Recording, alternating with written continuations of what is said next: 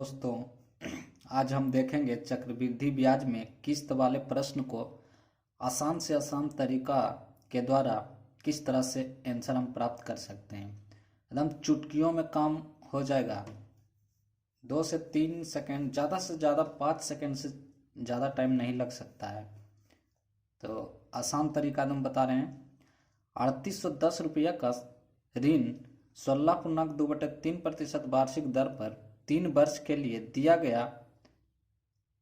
यदि इस ऋण को 3 किस्त में चुकाना हो तो प्रत्येक किस्त का मान कितना होगा। तो किस्त वाले प्रश्न में मूल जो दिया रहता है उसका कोई वैल्यू नहीं होता है। ध्यान से देखें। और जो लोग अभी तक मेरे इस चैनल को सब्सक्राइब नहीं किए हैं, प्लीज़ से प्लीज़ सब्सक्राइब कर लें, सपोर्ट करें। तो दर जो दिया गया है 16.2/3% है। तो 16.2/3% को हम लिख सकते हैं 1648 लिख सकते हैं। अब 50/3% को परसेंट हटाएंगे तो नीचे 100 से गुना हो जाएगा। अब काट देते हैं, 50 दूनी 100 तो हो गया 1/6। अब 6 को जोड़ेंगे तो 7/6 हो जाएगा। अब 3 किस्त में चुकाना है तो पहला बार कितना इस काट के आया 1/6 और 1/6 को एक बार और जोड़ेंगे तो 7/6 हो जाएगा। अब ये जो 7 है, इस 7 से ऑप्शन दिया हुआ है कुल में भाग करके दे के देखिए। जो ऑप्शन कट जाएगा 7 से वही आपका आंसर हो जाएगा। अगर 7 से हम भागा 1000 में देते हैं तो 1000 नहीं कटता है। 7 से 38 में भी भाग देते हैं तो 38 भी नहीं कटता है। और 7 से 384 में भाग देते हैं तो ये भी नहीं कटेगा, क्योंकि 7×5 = 35 हो जाएगा। 3 34, 34 7 पढ़ेंगे तो 34 तो आएगा नहीं। अब 7 अब बच गया ऑप्शन नंबर डी, तो यही मेरा आंसर होगा। अब देख लेते हैं 1715 में 7 से भाग देते हैं तो कटता है कि नहीं, दे के देख लेते हैं। 7 को 2 बार में लगाएंगे, 7 दूनी 14, 7 में से 4 गया 3, इधर कट गया, 1 बच गया, 1 उतार लेंगे। अब 7 चौक 28, 4 बार में लगाएंगे 28, 11 में से 8 गया 3, 8 3 11 होता है 3, ऊपर आ गया 5, उतारेंगे तो 7×5 = 35, ये कट गया 7×5 = 35। तो यहाँ से 7 जो है 7 से भाग देते हैं तो 1715 में सिर्फ लगता है, बाकी नहीं कटता है 7 से। तो मेरा आंसर 715 ही हो जाएगा। तो 66,200 रुपया का ऋण 3 बराबर वार्षिक किस्तों में चुकाना है। यदि चक्रवृद्धि ब्याज की दर 10% वार्षिक हो तो प्रत्येक किस्त का मान कितना होगा। अब 10 को 10/100 लिखेंगे, इसको काट देंगे तो कितना आ जाएगा, 1/10 आएगा। अब एक बार इसमें 10 जोड़ेंगे तो 11/10 आ जाएगा। अब ई 11 से भाग दे के देखेंगे, जो कट जाएगा वही आंसर होगा और जो नहीं कटेगा वो आंसर नहीं होगा। तो 11 से 11 33 में भाग देते हैं तो ये कट जाता है, ये भी कट जाएगा। 11 से ये भी कट जाता है, ये भी कट जाता है, लेकिन ये नहीं कटता है। तो ऐसा स्थिति में क्या करेंगे, 11 का स्क्वायर से भाग करके देखेंगे तो 11 का स्क्वायर कितना हो जाएगा, 121।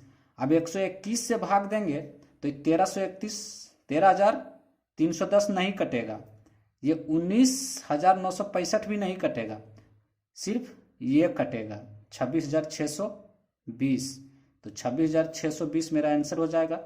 121 भागा 26, 6 2 0, भाग देकर देख लेते हैं।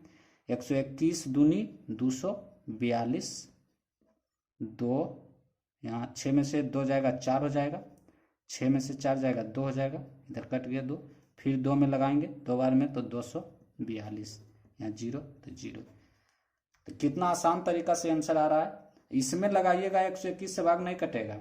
एक बार में 121 लगाएंगे तो कितना आ जाएगा, एक बार में अगर 121 लगाएंगे तो 2 1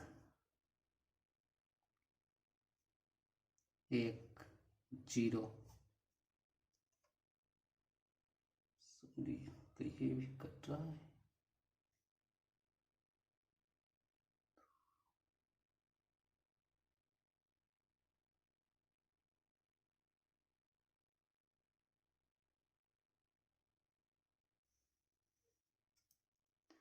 ये कट रहा है, लेकिन जब 13,310 का अगर 3 किस्त में देते हैं तो 13 39 1,000 और 40,000, तो 40,000 तो मेरा मूलधन से भी कम हो रहा है, तो ये तो आंसर होगा नहीं। 19,30 57 29 27 ये भी नहीं होगा। अगर 26,620 प्रत्येक किस्त का मान है तो 26,78 जो कि इससे ज़्यादा हो रहा है, इसलिए ये ही आंसर होगा। ये अगर ये भी कट रहा है लेकिन ये आंसर नहीं होगा, क्योंकि 13,310 की दर से अगर तीन किस्त में मान देते हैं तो 40,000 ही होता है, जो कि मेरा प्राइस मूल्य से भी कम है, तो ये आंसर नहीं होगा। आंसर हो जाएगा मेरा 26,620 रुपया। 10,125 का ऋण 2 बराबर वार्षिक किस्तों में चुकाना है। यदि चक्रवृद्धि ब्याज की दर 5% वार्षिक हो तो प्रत्येक किस्त का मान क्या होगा। 5% वार्षिक है तो 5/100, 20 × 100 हो जाएगा। 20 को ऊपर जोड़ेंगे तो 21/20 हो जाएगा। अब 21 से भाग देके देखेंगे कौन कटता है, तो 21 21 42 21 63, ये नहीं कटता है, ये भी नहीं कटेगा। अगर इसमें हम भाग देते हैं तो ये भी नहीं कटता है, सिर्फ ये कटता है, क्योंकि 21 से भाग देख लीजिए, 21 से भाग देंगे तो 21 दूनी 42, 42 इसमें घटाएंगे तो 14 बच गया। 140 तो 21 25 75 से 21 6 26 से 140 में 126 घटवेंगे तो 14 बच जाएगा। तो 21 7 47 से ये 5 शेष बच जाता है, तो इसलिए ये आंसर होगा। कुछ धन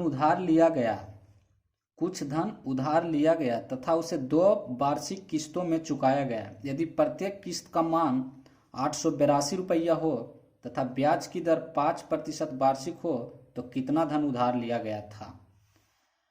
पहले प्रत्येक किस्त का मान पूछ रहा था, इस प्रश्न में किस्त का मान दिया हुआ है, मूल राशि निकालने के लिए बोल रहा है। तो इसमें करना क्या है, 5% है, वही चीज करना है। 5/100 काटेंगे 1/20, एक बार में 1/20 आया तो 20 जोड़ेंगे तो 21/20 होगा। मूल राशि निकालना है तो इसको 3 बार करेंगे, एक बार में 1/20 आया, 20 ऊपर जोड़े तो 21/20 आया, इसमें एक बार और जोड़ेंगे तो 20 में 21 जोड़ेंगे तो 41/20 आएगा। अब जो 41 से कट जाएगा वही आंसर होगा। 41 से काटते हैं तो ये नहीं कटता है, 4 बार में 4 चौक 16, 1640 ये कट जाता है। देख लीजिए दोस्तों, अब कोई भी ऑप्शन नहीं कटेगा। 8 बार में लगाते हैं तो 8 8 चौक 32, ये भी नहीं कटता है, ये भी नहीं कटता है, तो इसलिए आंसर मेरा 1640 रुपया हो जाएगा। एकदम सेकंड में आंसर आ रहा है। 5% वार्षिक दर है तो 5/100 लिखेंगे, इसको काटेंगे तो 20/100 हो जाएगा। अब ये जो 20/100 है इसको 3 बार लिखेंगे, क्योंकि मूल राशि निकालना है तो 3 बार लिखते हैं। 1/20 को 20 जोड़ेंगे तो 21/20 होगा, फिर 20 जोड़ेंगे 21 में तो 41/20 होगा। जो 41 से कट जाएगा वही आंसर होगा।